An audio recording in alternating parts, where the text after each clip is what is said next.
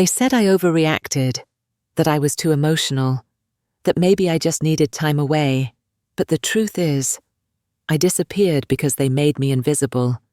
And when I left, no one noticed. Not my sister, not my husband, not even my own mother. But here's what they didn't count on. I was watching, I was listening, and I was building a case. Now I'm back, not for forgiveness, not for closure. I came back to burn the lie they built, and to make sure they never forget the girl they tried to erase. My name is Eliza Monroe. I'm 32 years old. I used to be a freelance designer, mostly working from home in a dull beige house with too many dusty plants and a husband who always left the room when I started crying. A year ago, I disappeared, and no one noticed. Not my husband, not my sister, not even my mother. No missing person flyers, no police report. Just silence. I didn't leave a note, didn't slam the door, didn't make a scene. I packed my life into 2 suitcases, left my wedding ring in the bathroom sink, and drove until my hands stopped shaking. The last thing I heard before walking out was my husband, Nathan, telling someone over speakerphone, "As long as she stays quiet, we're fine." I don't think he realized I was standing just outside the door. Let me back up. 2 weeks before I left, I had a miscarriage. 10 weeks along. We hadn't even told anyone yet. It was a bathroom floor moment. Cold tile, blood, silence. When I told Nathan, he said, "You always get like this." Like what? Empty? Inconvenient? He told me to rest, then left to meet clients. He came home at 2 a.m. smelling like gin and someone else's perfume. The next day, my sister Tessa texted me, "You'll bounce back. You always do. Stop making everything about you." That was the moment I knew. They'd already decided who I was allowed to be in their version of my story. The weak one, the dramatic one, the failure. So I left. I didn't have a grand plan. No secret savings. No escape fund. Just a prepaid card, 2 gas station granola bars, and a list of passwords written in code in the back of my old sketchbook. I drove until the city lights disappeared. Until I was small enough to go unnoticed, I rented a room under a fake name, got a library card before I got a phone, learned how to breathe without checking my phone every 5 minutes, waiting for someone to care. No one ever did. I watched them, though. I kept my old accounts. Quiet. Hidden. Sometimes I'd log in just to see if they mentioned me. Nathan posted a picture of our dog and wrote, "She's gone. He misses her too." No one asked where I went. They just liked the post and moved on. But then, 3 months into my disappearance, I remembered the security cam app I'd installed on our home system. I opened it, expecting nothing, but I saw them, Nathan and my sister Tessa, sitting on our couch, laughing, and then something worse. Nathan leaned over and whispered, "I told you, she was never strong enough to stay." I recorded the clip, saved it, watched it 3 times. Not for pain, not for proof, just to remember who I was dealing with. That was the moment something inside me clicked. Not rage, not sadness, just clarity. I wasn't coming back to be rescued. I was coming back to rewrite the story. But first, I needed to watch a little longer, to make sure I wasn't the only one who disappeared. Some people die and leave behind a will. I left behind a password manager, my email, my cloud, my bank. Everything that had once been me now sat there, untouched, waiting to be claimed, like a ghost checking her own inbox. The funny thing is, when you disappear, you start noticing who quietly moves into your absence and who profits. 3 weeks after I left, I logged into my old joint bank account with Nathan. Not to take anything, just to see. The account had been drained. I blinked at the screen. 0 lemons. I checked the transfer logs. The day after I left, he'd moved everything into a new account, under his name only. That account used to be ours. I had put every freelance paycheck into it, every birthday check from my dad, every tax refund. Gone. I felt nothing, which scared me more than rage would have. I clicked into my cloud drive, searched for a folder I thought I'd deleted years ago. Therapy notes, private. They were all still there. Voice memos, raw recordings, me crying in a parked car, me whispering into my phone after fights, me breaking. And then I saw it. One file had been downloaded 3 weeks ago from an IP address I didn't recognize. I Googled it. It matched a small blog called Healing Together, a mental health blog run by Jenna, my former best friend, the one who stopped replying after my miscarriage. She'd used my recordings, changed the names, transcribed them, posted them under anonymous client confessions. One of them had gone viral. 10,000 shares. Comments like, "This is so raw, so brave." I stared at the screen. I wasn't brave. I was broken, and she had turned my collapse into content. I downloaded everything, took screenshots. My fingers shook, but not from anger, from something deeper, older. The sensation of being erased, while everyone else got to tell your story for you. Later that night, I checked my father's estate portal. He'd died 2 years ago. I had never really understood the probate stuff, just signed what Tessa told me to sign. But something about that memory had been itching at me lately. So I dug. I requested access to archived documents under my name and was denied. Why? I called the state record line anonymously. They said the signature on the waiver looked suspiciously inconsistent. I froze. I opened my notes app, scrolled down to an old photo of my dad's will, back when he first drafted it. My name was there. My share, for 40%. The version that went to court, my name was crossed out, initials forged. It wasn't a clerical error. It was theft. Done quietly, legally. Filed by Tessa and signed by Nathan as a witness. I didn't sleep that night. Instead, I wrote a list titled, "They benefited from my absence. Nathan, drained joint account. Tessa, forged will. Jenna, profited from my therapy files. Mum, told people I'd gone off the deep end again. Church friends, using my story as a cautionary tale in prayer circles. I thought disappearing would make people worry. Instead, it gave them space to rewrite the ending, without me. But the thing about ghosts is, we watch, we remember, we wait, and eventually, we return. There's a moment when pain stops being personal and starts becoming data.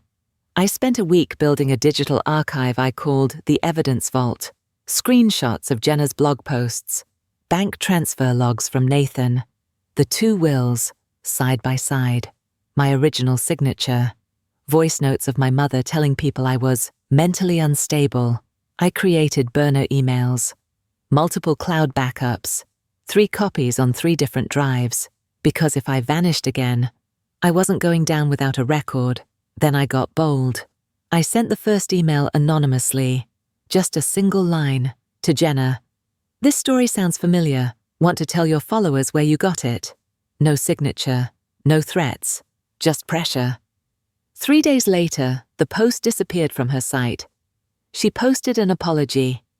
"Out of respect for a private source, I've removed this story." She didn't say my name, but she knew. Next, Nathan.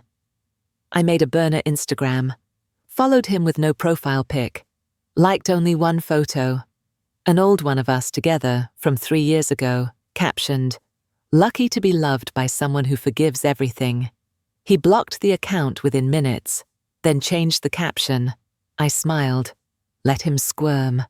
I started whispering in other ways too.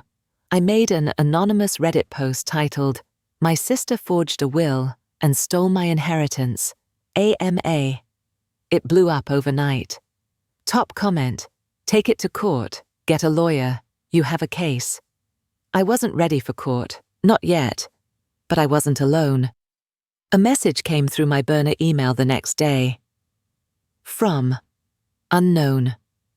"You're not the only one they've done this to. If you want to talk, I'm ready. I froze. It wasn't a bot. It wasn't spam. Attached was a blurry photo, a wedding invitation, Nathan's name, and another woman's, from years ago. I searched her name, found an old forum post from 2018. My fiancé gaslit me out of a joint account, then ghosted me, warning others. Same pattern, same timing, same man. This wasn't about a bad marriage anymore. This was a system, a quiet, well-practiced method of erasing women, one by one, and calling it just life. I wasn't the only ghost. There were others. So I added a new page to my vault, Others Like Me, and under it, screenshots from the forum, photos, a list of names, and one phrase I typed, bolded, underlined. They erase us one at a time, so no one connects the pattern. But now, I was connecting it. At night, I rehearsed what I would say if I ever came back. You didn't bury me, you archived me, and I've restored the file. I didn't want revenge that screamed. I wanted revenge that whispered, in the middle of the night, inside their own heads. So I practiced. Trial 1, Tessa's credit score.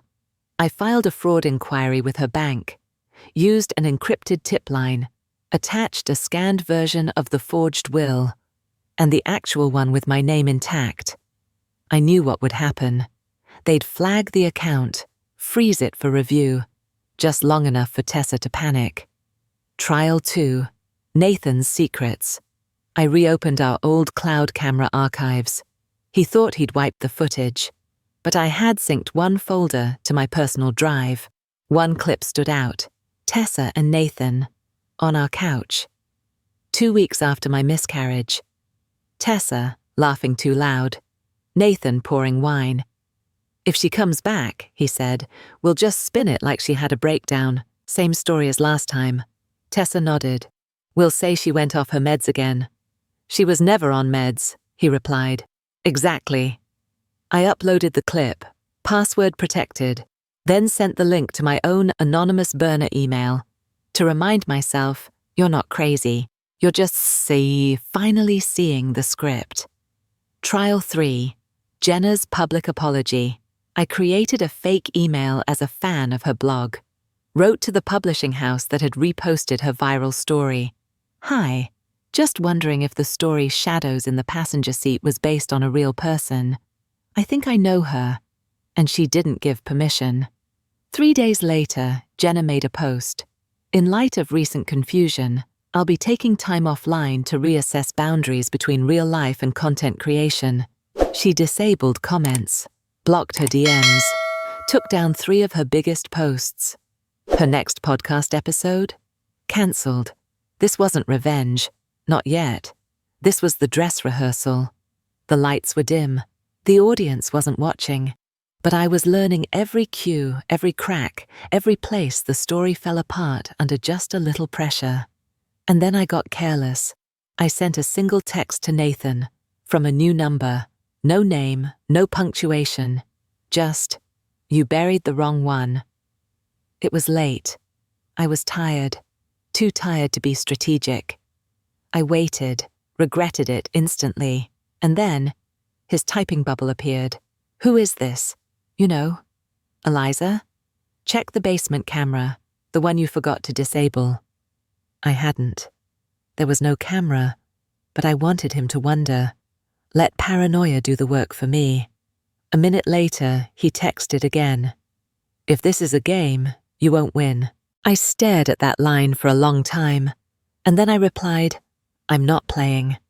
I deleted the number, destroyed the burner, but I knew I'd crossed a line. Now he knew I might still be out there. Fine. Let him look over his shoulder. Let them all start watching the shadows a little more closely, because I wasn't hiding anymore. I was hunting. It started with a photo. Someone tagged Tessa in an old Throwback Thursday post, a family photo. Thanksgiving. The year my dad died. I wasn't in it. I remembered that night clearly. I was the one who made the stuffing. I was the one holding the dog while they lit the fire pit, but they'd cropped me out. clean cut, like I'd never been there. I checked the original file, buried in my old Google Photos archive. There I was, in the corner, smiling, holding the wine, wearing the same scarf Tessa wore the next year after I left. I zoomed in. My eyes were red. I remember crying just before the photo. My dad had made a joke about Nathan finally making a woman of me now that I was pregnant. I laughed through it, because that's what I was taught to do. Don't ruin the mood. Don't make it about you. Don't take up space. I opened my evidence vault, laid it all out like a crime board. The forged will, the therapy posts, the joint account transfers, the clip of Nathan and Tessa rewriting my breakdown, the wedding invite from Nathan's ex, the Reddit thread of other women like me. And then, something clicked. I went back to my father's old hard drive. I still had a copy of it, from when he asked me to back up the family files. In it, I found a voice memo titled, "Estate Notes, Private, Do Not Delete." I hit play. My father's voice, raspy, controlled. "If you're hearing this, it means things didn't go as planned.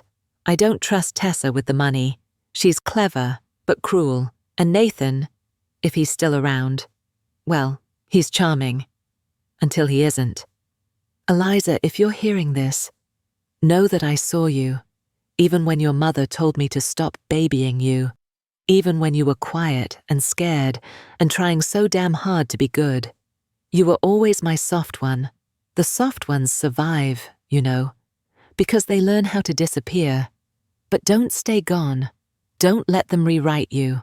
I dropped the phone, sat on the floor, back against the cold wall, hands shaking. My father saw me, even when no one else did, even when I didn't see myself. I thought about Tessa holding that will, rewriting my share, knowing Dad wanted me to have it, and still taking it. I thought about Nathan whispering in my own living room, telling her I'd crack eventually, and Jenna turning my pain into page views, and my mum letting it all happen. And for the first time in a long time, I wasn't sad. I wasn't numb. I was clear.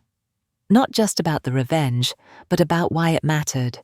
Because this wasn't about money. It wasn't about justice. It was about the story. My story. The one they tried to erase. The one they reworded to fit their own comfort. So I stood up, opened a blank Google Doc, and typed, "Statement of record, Eliza Monroe, not dead, not crazy, just quiet, until now." I would come back, not in person, not yet, but piece by piece. They wouldn't see me at first, just feel me, in inboxes, in bank audits, in podcast episodes, in legal discovery files, a slow return, a quiet reckoning. You said I disappeared, but the truth is, you never looked. They say you can't go home again. I disagree. You can. You just have to know which version of yourself to leave behind. I came back 3 weeks before the 1-year mark. Not officially. No announcement. Just a new name on a sublet lease, a black hoodie, dark sunglasses, and the kind of silence that hums in your ears. I stayed in a rental 2 neighborhoods over, the kind of place where no one knocks, no one asks questions, and everyone pretends not to see. Exactly what I needed. I didn't contact anyone, didn't text, didn't show up, didn't bump into anyone by accident. I watched, from a distance, from burner accounts, from private bookmarks and disguised caller IDs. The church group was still meeting on Thursdays. Tessa was still posting brunch photos. Jenna hadn't been back online since her creative burnout apology. And Nathan? He'd gone quiet. Too quiet. So I got closer. I showed up at the coffee shop across from his office building, sat by the window, watched him walk in with a woman I didn't recognize. He smiled like he used to with me. Charming, easy, disarming, until he turned his head, and I saw it.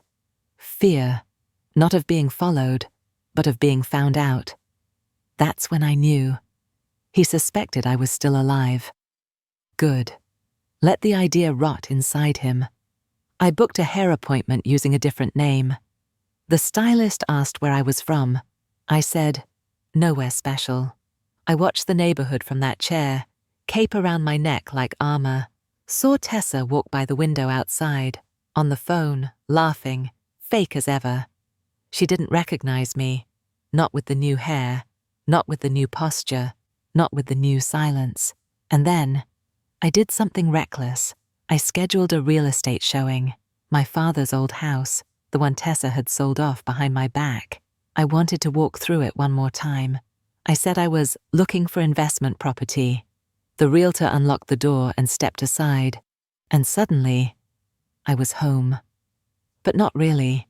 The kitchen was different, new counters, new paint, but I could still hear my father's voice bouncing off the walls. Don't let them rewrite you. I stood in the hallway, took out my phone, and played the voice memo again. Just loud enough for the house to remember. Eliza, if you're hearing this, don't stay gone. Don't let them rewrite you. I didn't cry. I didn't feel broken. I felt present, more present than I had in years. They told people I broke down, but I didn't. I broke through. You know what they don't expect from a woman who lost her mind? Receipts, dates, documents, audio clips, screenshots, all time-stamped, all verified, all neatly stored across 4 encrypted drives. It didn't look like revenge. It looked like a compliance packet. I started small. Step 1, the estate. I filed a formal inquiry with the probate court, anonymously at first. Attached copies of both versions of the will. They flagged it in 48 hours. A clerk called Tessa the next day. I know because I recorded it. Hi, Ms. Monroe. We're reviewing a potential discrepancy in your father's estate documentation. We may need you to appear in person. Discrepancy? What do you mean? A second copy of the will was submitted, That's not possible. We'll be in touch. She hung up. She didn't call Mom. She didn't call Nathan. She called a lawyer because she knew, and that was enough for now. Step 2. Jenna. I sent a digital takedown request through a copyright attorney, attached side-by-side transcripts, my recordings, her blog entries, word for word, no threats, no press, just law. The publisher pulled 5 articles. Jenna's entire archive was suspended pending review. She tried to release a statement. I had it pulled within 24 hours, not because I wanted silence, but because I wanted her silence. Step 3. Nathan. I used what I had left of our joint access to file a legal inquiry into marital asset misconduct, the account transfers, the sudden disappearance of joint funds, his falsified witness signature on the altered will, all packaged up and filed under one neat headline: Spousal Financial Abuse, Pending Investigation. But the thing that really broke him, a single printed photo, the one from the security camera, him and Tessa on our couch. The date, the smirk, the betrayal. I mailed it. No note, no return address. Just the photo, folded once, so he'd have to open it like a letter. 2 days later, Nathan deactivated all his social accounts. 3 days later, I got a call from an unknown number. I didn't answer. He left a voicemail. I know it's you. We didn't mean for it to go that far. Can we talk? No, Nathan. We're past talking. You see, this isn't a movie. There's no villain monologue, no breakdown in a courtroom, no screaming match in the rain. Just paper, proof, process. And every page I file is a match. I started working with a journalist next. She had messaged me after the Reddit post went viral, said she was writing a feature on women erased by their families. I didn't give her my name, not yet, but I gave her the facts. A sister who forged a will, a husband who drained accounts, a friend who stole therapy files, a mother who co-signed the erasure. Why now, she asked me. Because it's not revenge if they don't see it coming. That weekend, I walked past my old house again. Tessa was inside, hosting a wine night. Through the window, I saw her raise a glass. She looked beautiful, polished, controlled. But beneath the surface, I knew. The cracks were forming, and I had the crowbar. This isn't me breaking in. This is me breaking through. Not for them. For me. Revenge was never the endgame. Not really. I thought it would be. I thought justice would feel like a finish line. But what I found next was the origin story, and it started with a photo album. I hadn't meant to look through it. It was in a box labeled Misk, in my mother's attic. I had bribed the housekeeper to let me in when Mum was away, told her I needed to retrieve some old tax papers. She didn't ask questions, just gave me 20 minutes. Inside the box were dusty journals, newspaper clippings, old holiday cards. But what stopped me was a photo dated 1979. My mother, 18, pregnant. Next to her, a man I'd never seen before, not my father. And scribbled on the back, me plus R, last time he came back. R? I flipped through the journal next. Inside, letter after letter, written but never sent, all to the same man, all full of things like, "You said you'd come back. I told your mother I lost it, but I didn't. She thinks it's hers, but you and I know." I sat down. The floor creaked. The house held its breath. My mother had a baby before me, a baby she never talked about, a girl maybe, or a boy she lost. But then I found it. A hospital bracelet, faded print, barely legible. Infant Monroe, female, 1980. I blinked. My birth year is 1991. This wasn't me. This was someone before me. A sister, a lie, a ghost I never knew existed.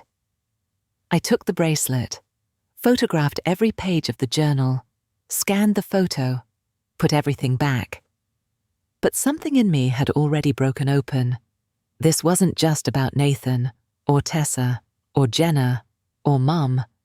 This was about inheritance, not of money, but of secrets. I did some digging, found a birth record that had been sealed, used a contact through the journalist. She pulled favors. We cross-referenced records from the local clinic and adoption logs, and we found her, Rebecca Monroe, born 1980, adopted out, no legal tie to our family anymore. But she was my blood, and my mother had buried her existence. That's why Mum erased me so easily. She'd done it before. That's why she told people I was dramatic, too emotional, unwell. It was projection, punishment, a script she had already memorized. I stared at the final line in her journal. If Eliza ever finds this, maybe she'll understand why I tried to keep her small. Small, not safe, not loved. Small. Everything made sense. Why Mum dismissed my feelings. Why Tessa always got the good version of her. Why I was always too much. Because I reminded her of the first daughter she lost, or gave away, or never forgave herself for. This isn't an excuse. It's a pattern, and I was done playing a part in it. So I wrote Rebecca a letter, didn't send it, not yet, just folded it, put it in the back of my evidence vault. Not everything needs to burn. Some things just need a place to exist. I looked in the mirror that night, not to fix anything, not to assess the damage, just to see myself fully.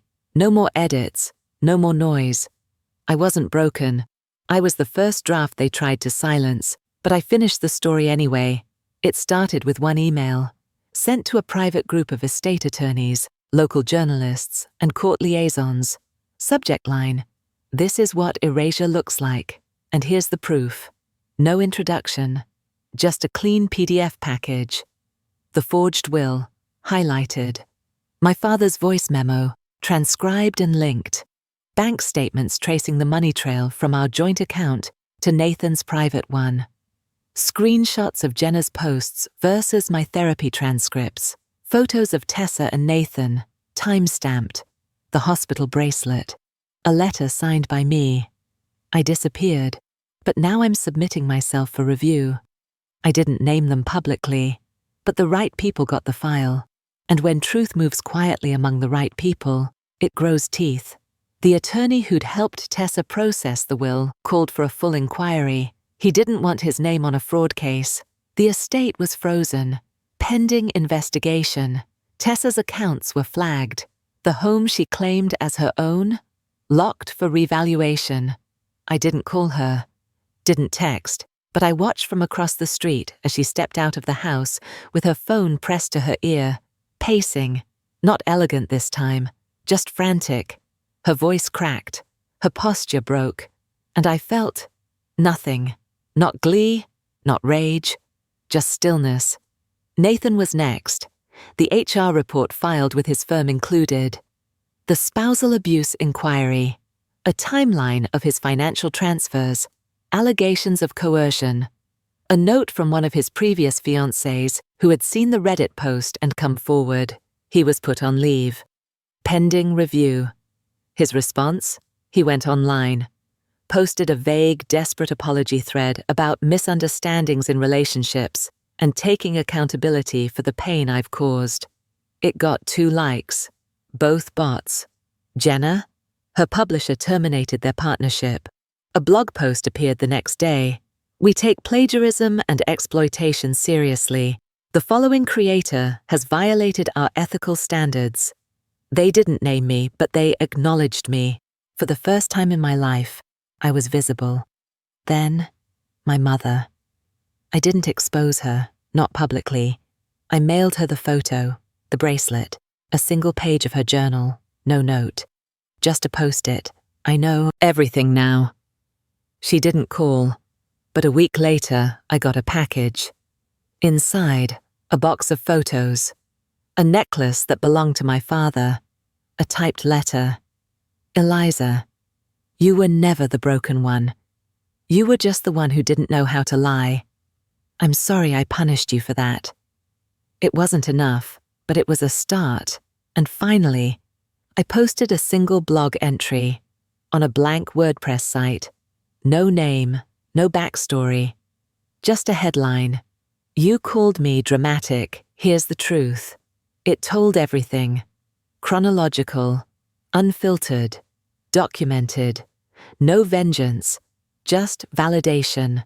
It spread like wildfire, not because it was scandalous, but because it was familiar.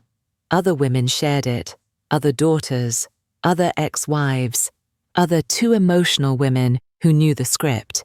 I didn't go viral. I became undeniable. They wanted silence. I gave them a system crash. It didn't end with a fight. No one chased me down. No one begged for forgiveness. No one screamed my name across a courtroom. They just stopped pretending. Tessa's Instagram went dark. Her friends whispered. The brunches got quieter. The wedding ring came off. Nathan resigned from his firm, moved states, tried rebranding himself with a new girlfriend. But once the story's out there, it never really leaves. Mom never replied again. I didn't expect her to. Some women don't say sorry, they just send heirlooms in padded envelopes and hope that's enough. It's not. But I don't need more, because this story, it doesn't belong to them anymore. I took everything I had, the voice memos, the hospital records, the forged files, and saved it all into one locked folder. Named it, Not for Them. Then I got in my car, left the house I had sublet, drove until the skyline changed, until the air felt less like memory and more like now. I live in a different city now, different name on my lease, new job, nothing fancy, a bookstore that doesn't ask for resumes, a cat who doesn't care about my past. Sometimes someone from the old life sends me a message, an apology, a checking in. I don't respond. Because healing doesn't require an audience. I still have the letter I wrote to Rebecca. Still haven't sent it. Maybe I never will. Maybe she's better off not knowing this web we came from. Or maybe one day I'll send it and she'll write back. But that's her choice. And this time I honor choice. Some nights I replay my dad's voice memo, not because I need it, but because I want it, because he saw me, when no one else did, because he said the words that saved me. You were always my soft one. The soft ones survive, you know. He was right. I survived, but I didn't stay soft. I became the girl who disappeared, and then came back different. Not colder, not crueler, clearer, sharper, unapologetic. You wanted me to stay quiet. You should have known better.